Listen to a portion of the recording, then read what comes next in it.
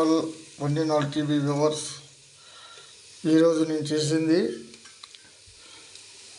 ఇంట్లో ముసలాలు చేసే మా అమ్మ చేసిన బంగాళదుంప పిట్టు. బంగాళదుంప బాగా ఉడకబెట్టాలి, పూలు తీసి ఇలా ఒత్తేయాలి. ఒత్తే పోపు పెట్టుకోవాలి. పచ్చి బఠానీ వేసుకుంటారు కొంతమంది, నేనైతే పల్లి జీడిపప్పు వేశాను. ఇది పిల్లలు కూడా చాలా ఇష్టంగా తింటారు.